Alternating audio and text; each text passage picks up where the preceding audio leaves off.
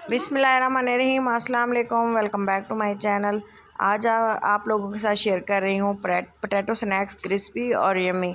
बहुत ही इजी इसको बनाना, और आप देख सकते हैं ये कितने अच्छे और मज़ेदार से लग रहे हैं। अंदर से बहुत ज़्यादा सॉफ्ट और जूसी हैं, ऊपर से इतने ज़्यादा क्रंची हैं कि खाने में खाते ही मज़ा आ जाता है। चलें जी, इसको बनाना स्टार्ट करते हैं। इसके लिए सबसे पहले जो है मैं इसकी फिलिंग बना लेती हूँ, जो कि हमने इसका बैटर बनाना है वो बना लेते हैं। इसके लिए लहसुन, ज़ीरा और अजवाइन डाली है। क्वांटिटी आप डालेंगे उसके मुताबिक जितना कि आपने पोटैटो और चिकन इस्तेमाल करना है। चिकन पोटैटो ये स्नैक्स हैं, बहुत ही इजी है। आप चाहें तो इसको सिर्फ सिंपल आलू के साथ भी बना सकते हैं, लेकिन इसके लिए मैंने कुछ सब्ज़ियां इस्तेमाल की हैं। ऑयल को और मसालों को तड़काने के बाद इसमें मैंने 3 किस्म की सब्ज़ियां डाली हैं। शिमला मिर्च है, जिसमें गाजरें और बंद गोभी है। आप भी इस तरह से ज़रूर एक बार इसको ट्राई करें। और ये देखिए, इस तरह से अच्छी सी हाई फ्लेम पे इसकी भुनाई की है। जैसा कि आप देख रहे हैं इसका टेक्सचर, इसमें मैंने थोड़ा सा 2 चम्मच के करीब मैदा डाला है, और इसको भी अच्छे से हमने भून लेना है। यहाँ पे हमने फ्लेम को थोड़ा सा हल्का कर दिया है, ताकि मैदा जो है अच्छे से भुनाई हो जाए मैदे की। और इसको जो है थोड़ा सा हमने पकाना है। इसे भुनाई करने में 2 से 3 मिनट लग जाते हैं, और अच्छी सी खुशबू आने तक हमने इसकी भुनाई करनी है। इसके बाद हमने इसमें पानी डालें, या आप इसमें दूध भी डाल सकते हैं। अगर आप इसमें दूध डालेंगे ना, तो इसका फ्लेवर बहुत ज़्यादा क्रीमी और ज़बरदस्त हो जाएगा। मैं इसमें पानी की बजाय दूध डालूँगी, और आप चाहें तो इसमें पानी भी डाल सकते हैं। दोनों चीज़ों का इस्तेमाल करना है। 1 प्याली दूध डाला है, और इसके साथ ही 1 प्याली मैंने साथ ही इसमें पानी भी डाल दिया था, क्योंकि थोड़ा सा मैं चाहती थी कि जो लिक्विड है, मैदा है, ये पक जाए। और इस तरह से हमने इसको पकाना है, जैसा कि आप देख रहे हैं। याद रहे कि यहाँ तक अभी तक मैंने इसमें कोई भी मसाले ऐड नहीं किए। जब हम इसको बॉयल आने देंगे ना, तब मैंने इसमें मसालों का इस्तेमाल करना है, और बाकी जो चीज़ें इसमें इस्तेमाल होंगी वो भी आपको कंप्लीट शेयर करूँगी। चलें जी, इसमें बारी आती है चिकन की। चिकन है श्रेडेड किया हुआ, बॉयल करके जो है अच्छे से इसको श्रेड कर लिया था। नमक डाल देंगे 1 चम्मच, लाल मिर्चें और काली मिर्चों का इस्तेमाल कर रहे हैं, जितना कि आपका बैटर है। ये है 1 कप के करीब 3 मीडियम साइज़ के आलू थे, जिनको मैंने अच्छे से ग्रेट कर लिया है। आप देख सकते हैं।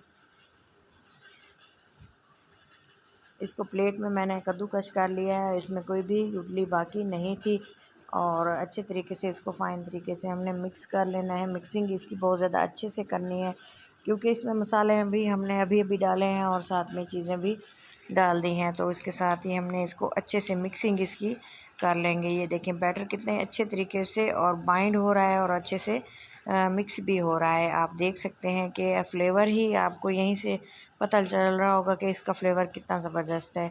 थोड़ा सा हमने बैटर का जो है पार्ट अलग कर लिया है, और इसको हमने शेप दे देनी है, जो हम स्नैक्स बना रहे हैं। चिकन पोटैटो स्नैक्स हैं, बहुत ज़्यादा इजी और बहुत ज़्यादा मज़ेदार, और लंच बॉक्स के लिए तो बहुत ज़्यादा ही मज़ेदार हैं। बच्चे इसे बहुत ज़्यादा एंजॉय करते हैं, और डेली ही इस बनाने की फरमाइश करते हैं। नगेट्स की तरह इसको खाते हैं, क्योंकि इसमें हमने चिकन का इस्तेमाल किया है।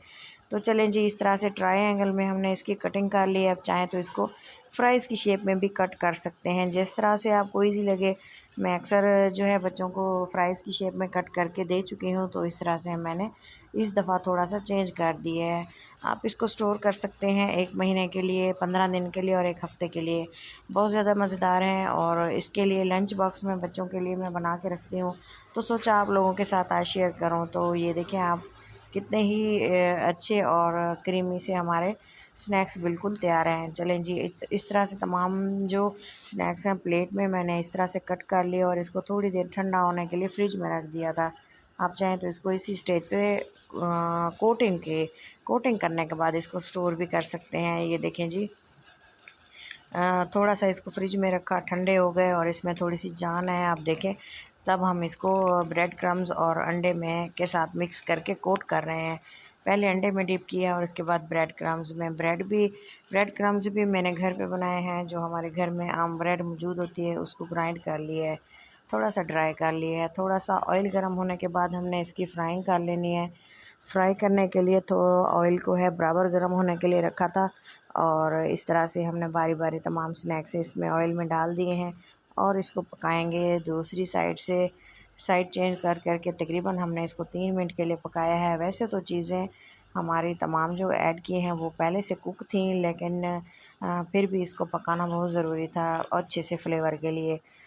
ये बहुत ही ज़्यादा क्रंची और टेस्टी होते हैं और बहुत ही कम ऑयल में ये बन जाते हैं, क्योंकि जब हम इसकी कोटिंग अंडे के साथ करते हैं ना, तो ये ऑयल बिल्कुल भी आलू जो है एब्ज़ॉर्ब नहीं कर पाते।